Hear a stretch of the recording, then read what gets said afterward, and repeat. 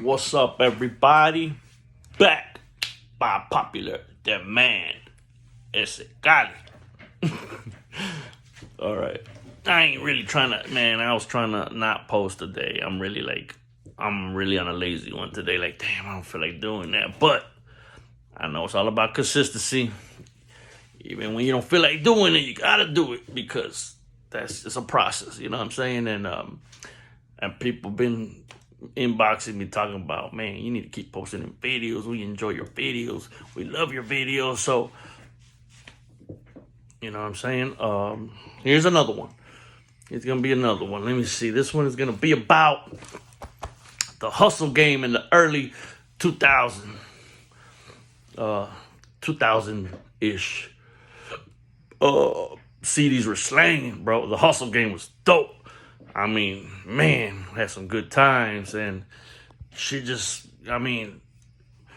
everybody, a lot of people were selling CDs, you know what I mean? But you just have to think, how can I out hustle with the next person? How can I hustle with finesse and get, more bang for my buck? You know what I'm saying? So, all the up and coming rappers just had songs, CDs with Sharpie writing in a white envelope. And they were trying to slang that shit. I used to be like, that shit, I ain't trying to hear that shit. Like, come on. Presentation is very important in the hustle game. And then some dudes will step it up a notch and get the CD stickers that would print, through a freaking printer. And then you peel the stickers off, and then they have the CD stomper. You put the sticker on the little thing and push it down and stick it onto the CD. Those looked a little bit better, but they sucked because they didn't play on every CD player. They were too heavy. The paper was too heavy, and it would throw off the balance of the disc. So what I did to step it up even more, I would go... you could always go and get 1,000 of them printed professionally. That's the way to go, and that's the way I eventually went. But before that, you got to build your hustle up. You got to work with what you got. You know what I mean? You got to stay in your budget. So what I did is I found that Office Max would sell these printable CDs that were like blank, and they were texture that was printable. And then they would sell these inkjet printers that came with an adapter that you could put a CD on and stick it into the printer, and it'll print directly on a CD. So that looked more professional. It wasn't a sticker. It wasn't Sharpie writing. And then I'd get the jewel cases and then put plastic and then shrink it and make it look professional. You know what I'm saying? And then step it up a notch. What I would do also, and this helped me out, this was the bait and the hook right here. One day I was at K-Momo, and I seen a stack of magazines that were free, and I was like, it's hip-hop magazine. 50 Cent was on the cover. So I took one, and then, damn, my arm's getting tired. So I took one, and then I took it home, and I was looking through it, and I noticed it was like somebody was making this magazine, you know what I'm saying? And I was like paying attention to the printing and the seams, and I'm like thinking, this is like a homemade magazine, but it was dope. It was pretty damn good. And I noticed that all the ads were businesses that were local. So I looked up the credits, and it was this little white kid. And I hit him up. I'm like, hey, bro, like, this your magazine? It was called Press Box Magazine. I don't remember his name, but he's a cool little cat. I hit him up. I'm like, hey, man, this your magazine? He goes, yeah, I print out about 1,000 of them, and I, distribute them myself and this and that. I said, I see that, bro. I said, let me get in the magazine. What's it going to cost me? I want a full page. He said, $100, I'll give you a full page. I said, but I want it like on the first, second, third page. He said, I'll put you on the third page for $100. I'm about to print it like tomorrow, and it'll be out like in a week. I was like, cool. It was like perfect timing. So boom, I threw him the C-note, went to his house. He took the picture. I told him, I said, man, make me look like King Kong standing back home in my city, fucking the port, the harbor area. But I want it to be like the part where you can see the cranes and the water and all the ships and the freaking oil refineries, all the industrial part of LA.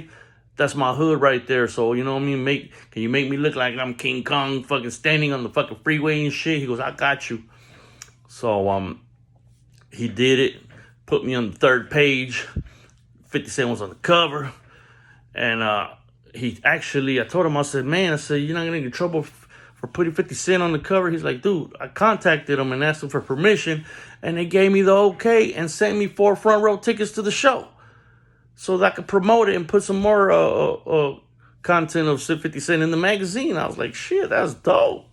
So he printed me on the 3rd page and then gave me a stack of magazines. So what I would do is I would keep a magazine on me, fold it in my back pocket, and in my other pocket I would have CDs ready to slang.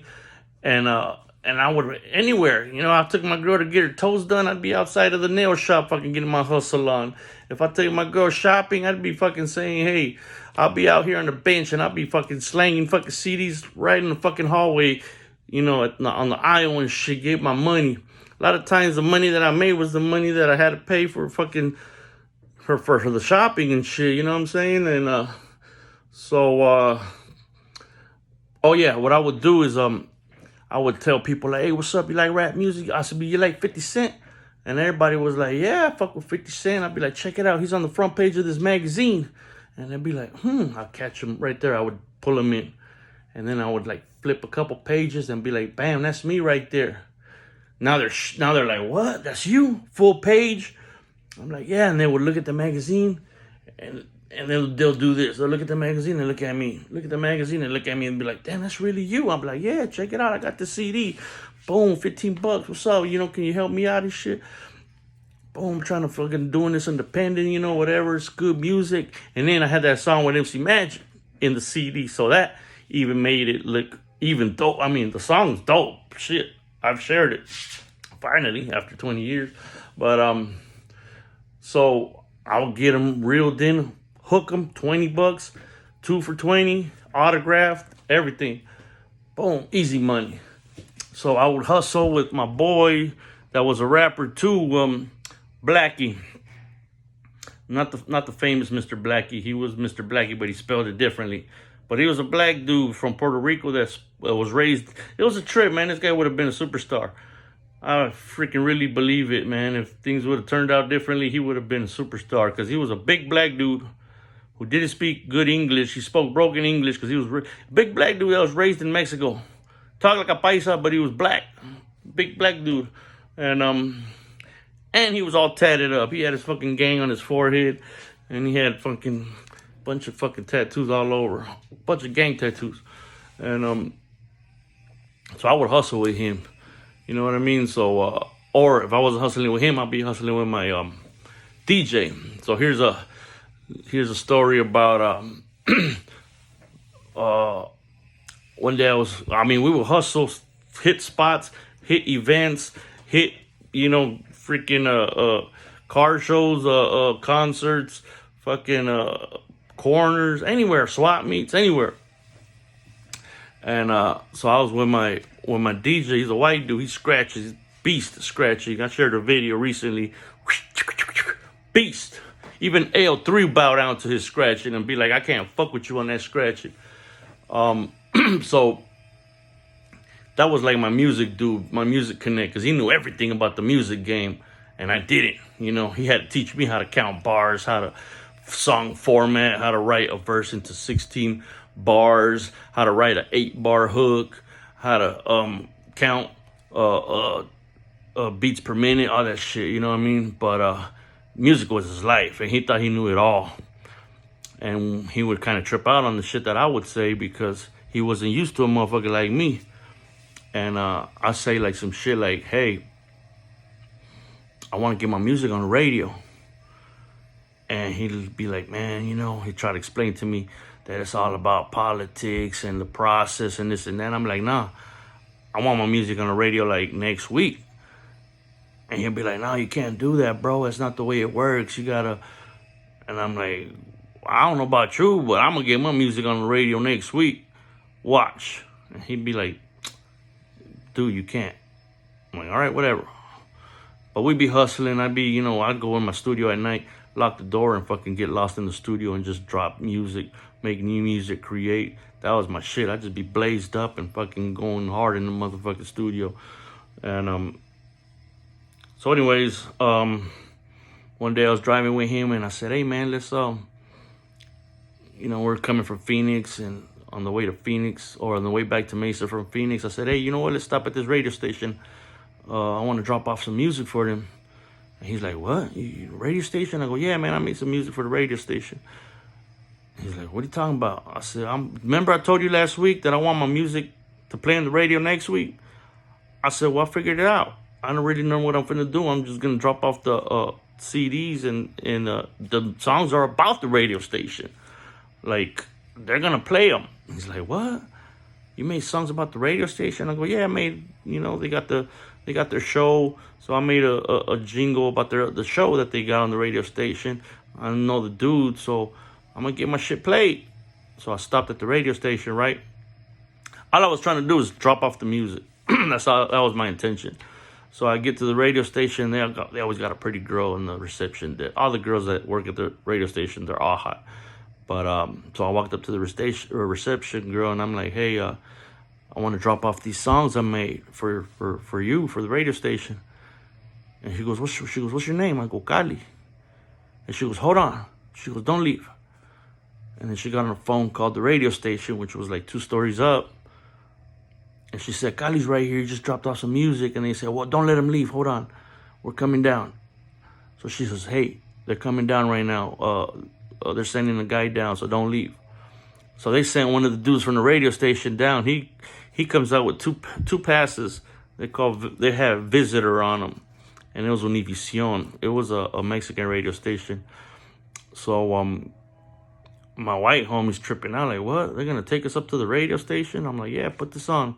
So we get escorted up to the radio station. Now, this radio station is owned by iHeartRadio, so they had multiple radio stations. And we're walking through, nothing but old guys in 3-piece suits, running shit, you know what I mean? And we're walking through all these dudes in suits, like, oh, shit, what the fuck? I had a Kobe Bryant jersey. I remember, with a number 8 on it, and we get to the radio station, and they let us in, and the guy goes, hey, man, sit down, grab a headphones and pull a mic to you. I was like, cool. I tell my boy, I'm like, hey, man, sit down, because they're telling me in Spanish, and I'm translating it to him, right? So I sit down, I put the headphones on, I pull a mic, and then the DJ goes, hey, man, you ready to rap live on the air?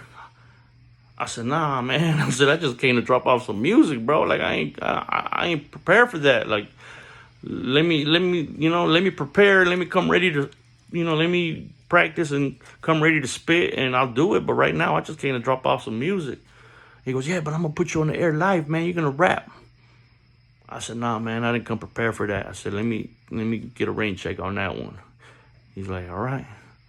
So he's like, all right, we're about to go live on the air. They turn on the light that says on the air, you know what I mean? And then he gets on that air and he does a little intro. His name was the Trigger Man in Spanish, you know what I mean? So he used to come in with bullets, da-da-da-da, boom, boom, boom, boom, boom.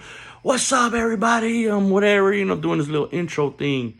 And I was just like kind of cool. Like, I'm thinking like, damn, I'm freaking never been in the air before. And then he goes, and we're sitting here in the studio with Cali with his number 8 jersey, and he's about to sing rap for us live. And I look at him and I'm like, no, I ain't trying to do that. But he just turned on the beat, put me on the spot.